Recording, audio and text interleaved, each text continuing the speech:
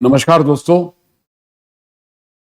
सबसे पहले तो मैं दिल से आप सबके प्रति आभार प्रकट कर रहा हूं कि हमारा जो जो मतलब हम जिस सब्जेक्ट को लेके चले एंगर, तो हमें उसके काफ़ी अच्छे कम्प्लीमेंट मिले। लोगों ने इसको पसंद भी किया और हमें फीडबैक भी दिया कि सर ये बहुत ही अच्छा टॉपिक है। और आज मैं उसी कड़ी को आगे बढ़ाते हुए मैं ये एंगर 3 फेज में चलेगा। आई थिंक सो कि 2 में भी नहीं समाप्त होगा, ये 3 मीटिंग तक चलेगा हमारी। तो आज उसी को बढ़ाते हुए मैंने एक आपको ये बताया था पिछले एपिसोड में कि एंगर 3 तरह के होते हैं। ये होते हैं सात्विक, राजसिक और तामसिक। तो सात्विक में हमने बताया था कि जो अच्छे कामों के लिए गुस्सा आता है, जिसमें किसी का नुकसान नहीं होता, व्यक्तिगत लाभ नहीं होता। राजसिक बताया था जिसमें किसी का नुकसान नहीं होता, व्यक्तिगत लाभ होता है।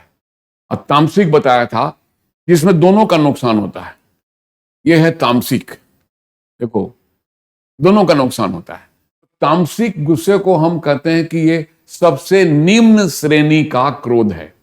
निम्न श्रेणी, जिसमें हमने एक एग्जाम्पल दिया था कि भाई ने भाई को गोली मारी। ठीक है, निम्न श्रेणी का, lowest quality of the anger is that तामसिक। तामस, तामस प्रवृत्ति। तामस एक बहुत सुंदर हिंदी का शब्द है, तामस प्रवृत्ति। तामसिक उसी से बना है, तामसिक। तो lowest type, losses to all. इसमें दोनों तरफ सबको नुकसान होता है, दोनों ही तरफ नहीं, बहुतों को नुकसान होता है। तामसिक गुस्से का नुकसान एक दो जगह पे नहीं है, ये बहुत जगह पे नुकसान है। परिवारों में, समाज में, देश के लिए, व्यक्तिगत, सामने वाले के लिए, खुद को, सबको, जब सारे हर एक को जो मतलब जिस गुस्से से नुकसान होता है ना, उस गुस्से को कहते हैं तामसिक, जहां कोई अच्छे काम की गुंजाइश ही नहीं है। Intense fire Burns everything. ये ऐसी आग है जो सब कुछ जला डाल। लोग कहते हैं कि ये एक ऐसी आग है जो सब कुछ जला डालेगी। अब या तो तुम इस आग को जला डालो, मतलब इस आग पर काबू पा लो, या इस आग में जल जाओ। काबू पा लो मतलब इस आग को बुझा दो, और नहीं तो इस आग में जल जाओ। तो ये तो बातें आगे की है, लेकिन intense intense fire Burns everything, everything. अब एक बात करेंगे कि कॉजेज ऑफ एंगर क्या है, गुस्से के कारण क्या हो सकते हैं।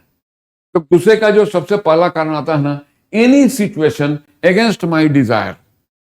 वैसी परिस्थिति जो हमारी इच्छा के अनुकूल नहीं है, वैसी परिस्थिति हमारे गुस्से का कारण बनती है जो हमारी इच्छा के अनुकूल नहीं है।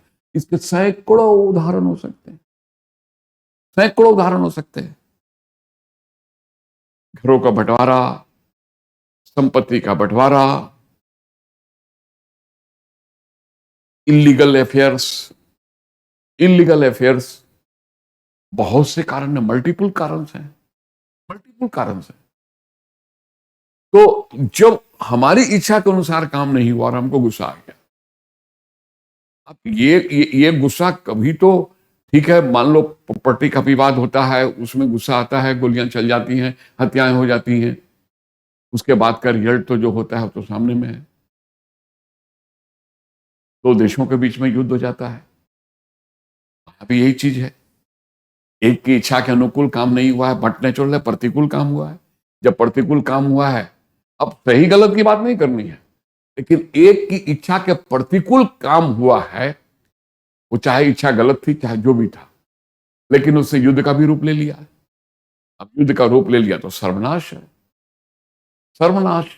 इनोसेंट मारे जाते हैं, अरबों खरबों की संपत्तियां बर्बाद हो जाती हैं। एक बार जो गिर जाता है तो उसको उठने में पता नहीं बरसों लग जाएंगे, उठ नहीं पाए। तो इतने बड़े भंडार के लॉस से लेकर के एक व्यक्तिगत छोटा सा भी नुकसान होता है, छोटा सा भी नुकसान होता है। रिश्ते बिगड़ जाते हैं, बोलचाल बंद हो जाती है, दूरियां बढ़ जाती हैं। बहुत सी बातें हो सकती है ना, तामसिक में बहुत सी बातें हैं। जेलसी, ईर्ष्या भी एक कारण है। लोग ईर्ष्यावश भी एक मतलब एक दूसरे के प्रति आक्रोश कर लेते हैं, गुस्सा आ जाते हैं, जबकि उसके पीछे जो कॉज होता है ना, रियल कॉज, जो अंदर में कॉज है ना, ईर्ष्या है। अब वो सामने कर तो नहीं सकता कि हमें आपसे ईर्ष्या इसलिए हमको गुस्सा आया, ये नहीं कर सकता, लेकिन कारण कहीं ना कहीं से ईर्ष्या है। ईर्ष्या है। कई बार देखा गया है, कई बार, कि जो बहुत ऊंचाइयों पे जा रहा है उसको लोगों ने उस पर भी आक्रोश दिखा के गुस्सा दिखा दिया है, और कुछ ऐसे ऐसे बड़ी बातें हो जाती हैं कि जो कहीं भी नहीं आ सकती, जिसको कोई लेना देना नहीं है, लेकिन एक ईर्ष्या है मन में, एक ईर्ष्या है। कई बार सुना है कि सेम बिजनेस के कंपटीटर होते हैं, और जब सेम बिजनेस के कंपटीटर होते हैं आपस में ईर्ष्यालु हो जाते हैं और एक दूसरे से बढ़ने की होड़ में दूसरे का नुकसान कर देते हैं। वहां भी ईर्ष्या। तो jealousy is one of the cause of the anger, no doubt, one of the cause. हमारी इच्छा के अनुसार काम नहीं होना, that is the prime cause. लेकिन ईर्ष्यावश क्रोध आ जाना, that is also a cause of the anger. अब उसके बाद बात आती है शॉर्ट टेम्पर्ड। ये जो बहुत क्षणिक क्षणिक बातों पे गुस्से हो जाते हैं ना, छोटी सी बात पे क्षणिक, शॉर्ट टेम्पर्ड लोग। शॉर्ट टेम्पर्ड लोग में आप उदाहरण ले सकते हैं कि जिसको रोड रेस कहते हैं।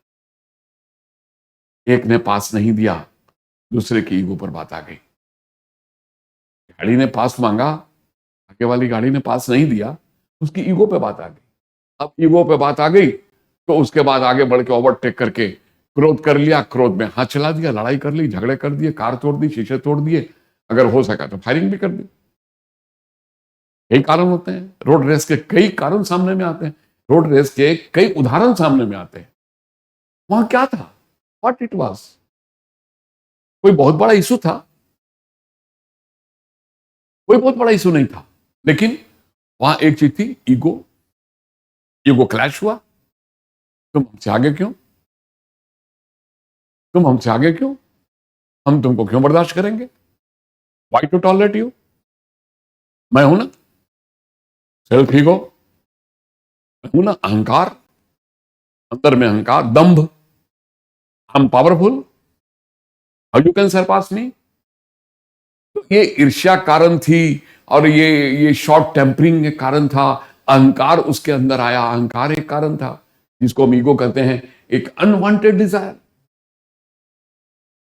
जो इच्छा अनवांटेड मतलब अनैच्छिक, न चाहने वाली इच्छा, गलत गलत इच्छाएं। तो गलत इच्छाएं होती है तो क्रोध आता है, क्रोध आता है तो उसमें उसका रिएक्शन तो देखने को मिलता है, सब लोग देखते हैं। तो ये जो तामसिक के ये जो कारण है ना, तामसिक के कारण और भी हैं। तामसिक के मतलब छोटे छोटे कारण से ही जो बड़े कारण बन जाते हैं, लेकिन लेकिन कुछ चीजों पे हमें कंट्रोल करना है। ये जैसे एंगर जो है ना, एंगर अब तो देखो, इसको भी हमने दो श्रेणी में बांटा है, एंगर दो श्रेणी में। एक मिनट आगे एक minute. Losses due to anger, short and unwanted, any situation demand unwanted, ठीक है, ओके। ये गुस्सा दो तरह का होता है। एक होता है क्षणिक, जो थोड़ी देर के लिए आया और थोड़ी देर में खत्म हो गया, क्षणिक, उसे कोई नुकसान नहीं है, आया चला गया, खत्म हो गया। लेकिन एक होता है परमानेंट, जो दिल में बैठ गया। मैं आपसे गुस्सा हुआ, आधे घंटे, एक घंटे में, 2 घंटे में, 3 घंटे में, 2 दिनों में, 1 दिनों में, फिर हम मिले, मिल करके बातचीत की, पैचअप हुआ, दैट्स ऑल। लेकिन एक गुस्सा आया, हमने अपने मन में बात बैठा ली, हम बरसों नहीं बोलेंगे, वो बीच में आ गई तो बरसों बीत गए, रिश्ते खराब हो गए। तो एक तो था क्षणिक और एक हो गया परमानेंट। अब इसके देखो नुकसान कितने हैं। अब हम इसके थोड़ा सा लॉसेस पे बात करते हैं। इंपैक्ट ऑन पर्सनालिटी, प्रभाव, व्यक्तित्व पर प्रभाव। क्या सोचते हो, कभी गुस्से में शीशे में चेहरा देखा? कभी इसको ट्राई करके देखो। जब बहुत ज्यादा गुस्सा आ रहा हो ना, तो शीशे के सामने खड़े हो जाओ। जानते हो, ये गुस्से से उभरने का भी एक रास्ता है। गुस्से से बाहर आने का भी एक ये रास्ता है कि जब बहुत ज्यादा गुस्सा है ना, तो अपनी शक्ल शीशे में देखो कि मैं कैसा लग रहा हूं। उससे भी क्रोध में कमी आती है, लेकिन लेकिन इसका मतलब है, शीशे में देखने की बात क्यों की गई? क्योंकि व्यक्तित्व पर प्रभाव पड़ता है। चेहरे में परिवर्तन आता है। अच्छे से अच्छा सुंदर चेहरा भी गुस्से में खराब दिखने लगता है, गुस्से में खराब दिखने लगता है। तो इम्पैक्ट ऑन द पर्सनालिटी, हमारे व्यक्तित्व पर, व्यक्तित्व का मतलब यहां से होता है कि अगर मैं किसी के सामने, मैंने किसी को गुस्सा दिखाया, तीसरा आदमी देख रहा है, वो दूर से ही देख रहा है, वो हमारे दोस्त हो सकते हैं, हमारे रिलेटिव हो सकते हैं, हमारे ऑफिस में काम करने वाले कलीग हो सकते हैं, और उन्होंने हमारे इस व्यवहार को देख लिया, तो उनकी नजर में जो हमारी छवि थी, माई personality was a good person, लेकिन उस अच्छी छवि पे प्रभाव पड़ गया और उनकी नजर में हम भी दूषित हो गए, तो हमारे गुस्से का प्रभाव हमारे व्यक्तित्व पे आ गया, उनकी नजर में हम छोटे हो गए। जिन्होंने कभी हमको अपना आदर्श माना होगा और वो आदर्श उनके मन से हट गया कि नहीं नहीं, ये तो आदर्श मानने के लायक नहीं है, ये तो छोटी छोटी बातों पे गुस्सा करने वाला है, ये जब छोटी बातों में गुस्सा करता है तो ये तो एक अनर्गल, इसके साथ तो बैठना नहीं है, इसके साथ तो उठना बैठना भी नहीं चाहिए। वो हमसे दूरी बनाते कि कल होकर कहीं हम पर गुस्सा कर दिया तो। एक अच्छे पर्सनालिटी वाला व्यक्ति, अच्छी पर्सनालिटी वाला व्यक्ति अपने दोस्तों को खो देता है, क्योंकि उसकी पर्सनालिटी पर असर जाता है गुस्से का, और उसके गुस्से को दूसरे जो देख लेते हैं, तब इसके व्यक्तित्व का जो है ना स्तर गिर जाता है। जब गिरता है तो लोग इससे दूरियां बनाना पसंद करते हैं। That is the biggest loss. आप अपने पर भी देखो, अगर कोई आपका दोस्त, आपका कलीग बात बात में गुस्सा होता है और बात बात में कोई अगर इतना मारपीट कर लेता है, कपड़े फाड़ लेता है, किसी हद तक उतर जाता है, तो कल आप उससे दूरी बना लो, क्योंकि आपके मन में ये डर होगा, ये इसके नेचर का पार्ट है, ये बुरा स्वभाव इसके अंदर है, आज तो उसके साथ है, कल मेरे साथ भी तो हो सकता है। तो गुस्से का सबसे बड़ा लॉस होता है कि पर्सनालिटी, व्यक्तित्व पर जब प्रभाव पड़ता है तो अच्छे अच्छे दोस्तों से दूरियां बन जाती, अच्छे अच्छे रिश्तों से दूरियां बन जाती। तो इसका पर्सनालिटी पर तो बहुत बहुत बुरा प्रभाव पड़ता है। डेविएशन फ्रॉम गोल, हम अपने लक्ष्य से भटक जाते हैं, लक्ष्य से भटक जाते हैं। हम जिस लक्ष्य को लेकर चल रहे हैं, चाहे वो मेरा शॉर्ट टर्म गोल है, चाहे मेरा लॉन्ग टर्म गोल है, चाहे हमारा लाइफ गोल है, हम उस गोल से भटकते हैं अगर गुस्सा सामने में आता है। क्यों क्यों क्योंकि ये टाइम का लॉस है। जितनी देर में हम गुस्से में हैं, उतना हमारा समय बर्बाद हो रहा है। अब जब समय बर्बाद हो रहा है तो हमारा प्रोडक्टिव टाइम जो है वो खत्म हो रहा है, जिसमें हमको, अगर मान लो अगर हमको 2 घंटे में ये काम कर लेना था और आधा घंटा हमने गुस्सा दिखाते हुए, फिर गुस्से में हम सब कुछ भूल जाते हैं, हमारा ज्ञान भूल जाता है, हमारी राइटिंग छूट जाती है, हम सब कुछ दिमाग से उतर जाता है। जब दिमाग से उतर जाता है तो समय बर्बाद होते चला जाता है, और जब समय बर्बाद होता है तो हमारा लक्ष्य हमसे दूरी बना लेता है। तो डेविएशन फ्रॉम द गोल, बिल्कुल सत्य है, deviation from the goal, loss of time, deviation from the goal. और सबसे बड़ी चीज है डिप्रेशन, क्योंकि गुस्सा होने के बाद मूड ऑफ हो जाता है। किसी पर गुस्सा कर लो, सारा दिन देखो मुंह लटका के बैठे हुए हैं, किसी काम में मन नहीं लग रहा है, खाने का मन नहीं है, खाना नहीं अच्छा लग रहा है, किसी से बात करना नहीं अच्छा लग रहा है, कोई अपना काम नहीं अच्छा लग रहा है। क्यों? डिप्रेसिव मूड है। डिप्रेसिव मूड की शुरुआत कहां से हुई? किसने कहा था मूड में डिप्रेशन ले आओ? किसी ने कहा था क्या? खुद से लाए ना। तो खुद से गुस्सा किया, उसका नतीजा भोग रहे हैं। गोल से भटक गए, समय बर्बाद हो गया, सारा दिन उदास हैं, सारा दिन उदास हैं। आप गुस्से में हो, बच्चा पास में आता है, पापा पापा घूमने नहीं चलोगे, आप छम के डांटते हो, इतनी बुरी से डांटते हो कि बच्चा रोते हुए चला जाता। क्या कसूर था उसका? उसका आपके मूड से क्या लेना देना था? क्यों? तो ये नुकसान किसका हुआ? फैमिली लाइफ में, फैमिली लाइफ में नुकसान हुआ। आप वर्किंग प्लेस में गुस्सा करते हो, कोई आपसे कोई चीज पूछने आता था, अभी हम नहीं कोई जानते, काम में लॉस है। आपके बॉस को पता चल जाएगा तो वो नाराज हो जाएगा। तो ये छोटी छोटी बातें, ये कितने बड़े नुकसान का कारण बनती है। तो एक क्रोध आना कितने मल्टीपुल मल्टीपुल नुकसान है, मल्टीपुल, समझे? ये देखो, काम में डिस्ट्रक्शन आ जाता है, रुकावट आ गई, बाधा आ गई। आपकी काम की फ्लो बनी हुई है, आप काम कर रहे हो, फ्लो बनी हुई है, और वो फ्लो सडन रुक गई, तो डिस्ट्रैक्शन आ गया ना, बाधा आ गई ना। बाधा आ गई किस कारण से? आपके गुस्से के कारण से। अब देखो सारी चीजें यहां इंटरलिंक है। गुस्सा आया, डिप्रेशन हो गया, समय बर्बाद हो गया, लक्ष्य से भटक गए, काम में रुकावट आ गई, उसके बाद सबसे बड़ा नुकसान जानते हो क्या है? फिजिकल चेंजेस, शारीरिक परिवर्तन सबसे बड़ा नुकसान। आप कभी भी किसी को देखो गुस्से में शारीरिक परिवर्तन में सबसे पहली चीज जो आती है ना, वो आता है ब्लड प्रेशर का बढ़ जाना, ब्लड प्रेशर का शूट करना। पता नहीं चलता, कोई मशीन थोड़ी लगा के गुस्सा कर रहे हैं। जैसे ही ब्लड प्रेशर सडन शूट किया और सडन उस समय में अगर हेमरेज हो गई,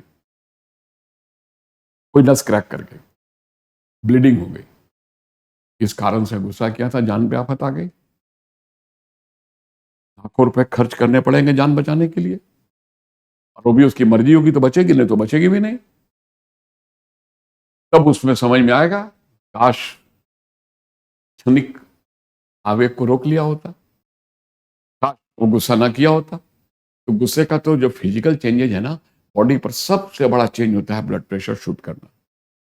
जब ब्लड प्रेशर शूट करेगा ना, तो उसका इंटरलिंक है, हार्ट रेट बढ़ जाएगा। जब हार्ट रेट बढ़ जाए, जिसको हम लोग मतलब मेडिकल भाषा में कहते हैं टेकिकार्डिया।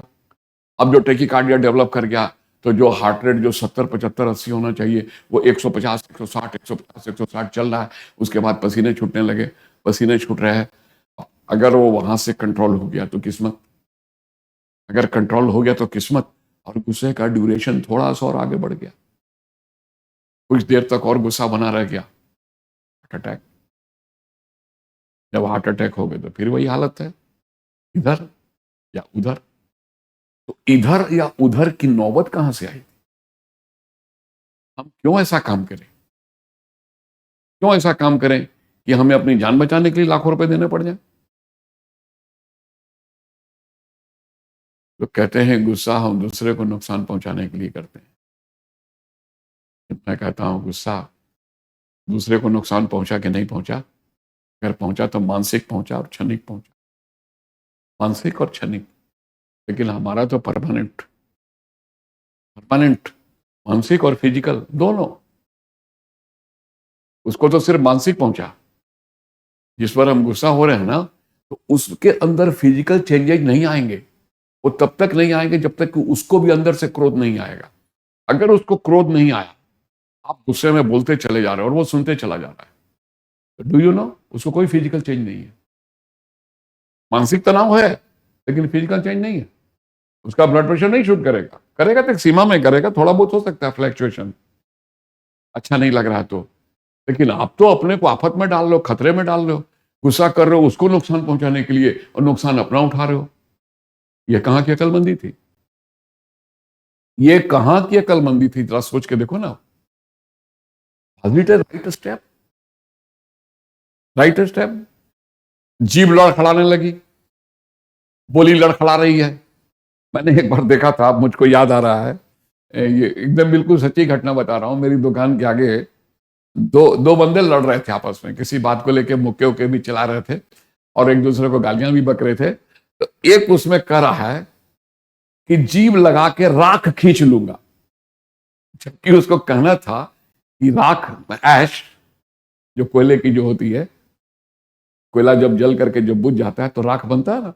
तो उसके कहने का मतलब था कि राख से, हाथ में राख लपेट के तुम्हारी जीभ को खींच लूंगा। तो कह रहा है कि जीभ लपेट के और राख को खींच लूंगा। तो हम लोग, अब हमें तो हंसी आ रही थी, अब वो बोले जा रहा है, एक सुर में बोले जा रहा है। क्यों? क्योंकि गुस्से पे नियंत्रण नहीं था, आवाज लड़खड़ा रही थी, मीनिंग चेंज हो रहे, दोस्तों कुछ पता नहीं है कि मैं क्या बोल रहा हूं। तो ये गुस्से का एक और कारण, आवाज में लड़खड़ाहट, स्टैमरिंग। क्या फायदा? ऐसे गुस्से को करने से क्या फायदा? स्टैमरिंग हो रही है, उसके बाद पसीने चल रहे हैं, पसीना छूट रहा है, स्टैमरिंग भी हो रही है, पसीना भी छूट रहा है, तो क्या फायदा क्या है? हाई ब्लड प्रेशर है, हेमरेज होने का चांस है, हेमरेज हो सकता है, गैस्ट्रोटाइटिस हो सकती है। कहते हैं कि जब बहुत ज्यादा गुस्सा आता है ना, तो जो हमारा डाइजेस्टिव सिस्टम है ना, ये भी उछलने लगता है। आंतों में पड़ा हुआ जो खाना है वो उसी तरह से जंप मार रहा है। जब आंतों का खाना जंप मार रहा है तो बट नेचुरल है कि अपच होगी। अपच होगी तो गैस बनेगी, और गैस बनेगी तो आप पर फिर सोच लो कि एक अलग बीमारी, अच्छा गैस्ट्राइटिस हो गई तो मतलब अल्सराइटिस भी हो सकती है, अल्सर बन सकते हैं। तो एक क्रोध इतने चेंजेस पेट में अल्सर पैदा कर रहा है। लोग कहते हैं अल्सर वाले को कूल रहना चाहिए। क्यों क्यों डॉक्टर कहते हैं? क्यों अल्सर का कारण बताया जाता है क्रोध? डॉक्टर भी कहते हैं, डॉक्टर भी कहते हैं कि डिप्रेसिव मूड समय पे नहीं। अब जिसको गुस्सा है, खाने के टाइम में गुस्सा आया है तो 2 घंटा खाना नहीं खाएगा, तो उसके पेट में अल्सर नहीं होंगे तो क्या हो? उसके पेट में गैस नहीं बनेगी तो क्या हो? जिस समय खाने का टाइम था, खाने में कोई कमी थी और उसने अपना गुस्सा दिखा के खाने को फेंक दिया। तो जरा सोच के देखो इस गुस्से से कितने नुकसान। गैस्ट्रोटाइटिस हो सकता है, अल्सर बन सकते हैं, उसके बाद में पैरालिसिस के चांसेस हो सकते हैं, सारा दिन डिप्रेसिव मूड है, सब कुछ नुकसान। जितने भी नुकसान है ना, रिश्ते बिगड़ जाना, दोस्ती बिगड़ जाना, अच्छे से अच्छे संबंध बिगड़ जाना, समय का नुकसान हो जाना, गिनोगे ना अगर इसके हम अगर गुस्से के नुकसानों की अगर हम लिस्ट बनाने लगे ना, 5-5 एपिसोड में खत्म नहीं होगा। 5-5 एपिसोड चलते रहेंगे लेकिन ये चीज खत्म नहीं होगी, क्योंकि गुस्सा इतनी खराब चीज। हम इसको बहुत माने माइन्यूटली हम इसको स्टडी कर रहे हैं। हमने पहले भी इस पर अपनी बुक में भी बहुत कुछ लिखा है इस गुस्से के ऊपर, कि गुस्से के जो नुकसान होते हैं ना, वो रिपेयर नहीं किए जा सकते। और खास करके जब तामसिक गुस्सा है, तामसिक गुस्से के साथ ये सारे जो नुकसान मैं बता रहा हूं ना, ये तामसिक गुस्से के नुकसान। तामसिक इसका गुस्से तो सारे खराब है, नो डाउट। हमें I should never be react. हमें थोड़ा अपने अपने जो भी मैं कहना चाहता हूँ, व्हाट आई वांट टू से, वो हमारे कूल वर्ड से भी एक एक मतलब विरोध की शैली हो सकती है। लेकिन कभी कभी जो चीजें जो बिल्कुल अपने अपने कंट्रोल से बाहर भी हो जाती हैं, तो उस समय में भी कैसे नियंत्रण किया जाता है, कैसे इसको रोका जा सकता है, कैसे इन जो इस हालातों से बचा जा सकता है। बट डेफिनेटली इस पर अगला हमारा जो एपिसोड है ना, इस गुस्से पर अगला एपिसोड वो सबसे ज्यादा इंपॉर्टेंट होगा। वो इंपॉर्टेंट क्या होगा? How to overcome. अभी तो मैंने गुस्से के कारण गिना दिए, गुस्से से नुकसान भी बता दिए, लेकिन आप सोचोगे कि कारण तो हम भी समझ रहे हैं, नुकसान तो हम भी जान रहे हैं कि क्या क्या नुकसान हो रहे हैं। तो सर सही बात तो तब होती ना जब हमें इसके बताया जाता कि हम इससे छुटकारा कैसे पाए। हम उस पर बहुत अच्छी बातें करेंगे, छुटकारा पर भी हमने रिसर्च किया है, उस पर हम बातें करेंगे। लेकिन मैं समझता हूं कि अ, आज हम यहीं तक रुकेंगे, लॉस तक रुकेंगे।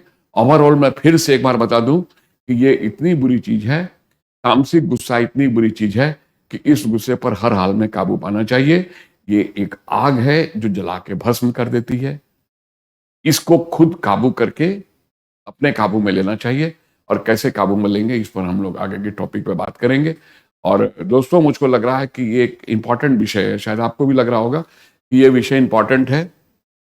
इस विषय को टच करना चाहिए, और इसको हमें जो हमारा जो तीसरा एपिसोड आने वाला है ना, इस पे तीसरे एपिसोड को बहुत मन लगा के मैं भी तैयार कर रहा हूँ, और मुझे उम्मीद है कि बहुत अच्छे रिजल्ट होंगे उसके।